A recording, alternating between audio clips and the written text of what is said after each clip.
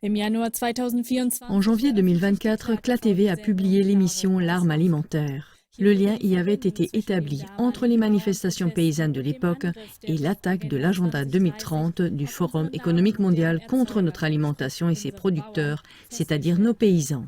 En outre, CLA-TV a également publié l'émission Le buffet de Frankenstein à l'agenda 2030, ce que vous devez savoir sur les substituts de viande, dans laquelle les liens entre l'agenda mentionné et les développements dans l'industrie alimentaire étaient à nouveau mis en évidence afin de mettre en garde à temps contre les produits issus de leur laboratoire, comme les substituts de viande ou la viande cultivée artificiellement.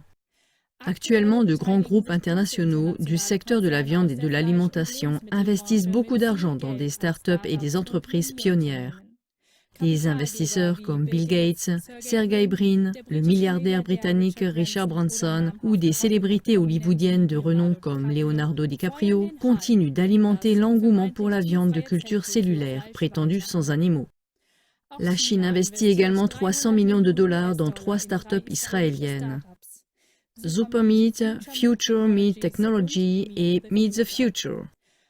Des grands acteurs déjà établis dans le secteur de la viande ou de la pharmacie, comme le groupe PHW, l'un des plus grands producteurs de volailles d'Europe, dont Wiesenhof fait partie, ont également investi 40 millions d'euros dans un partenariat stratégique avec Mozamit.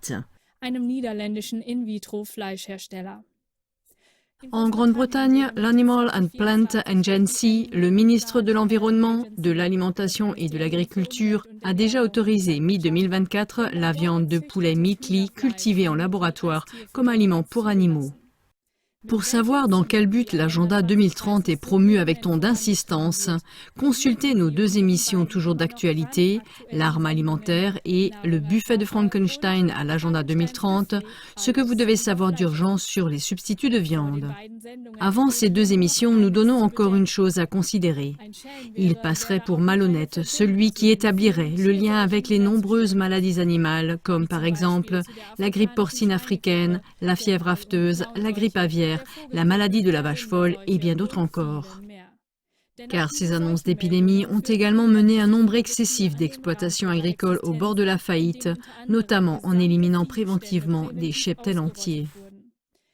Cela n'aurait tout de même pas été fait pour promouvoir le remplacement de la viande, n'est-ce pas?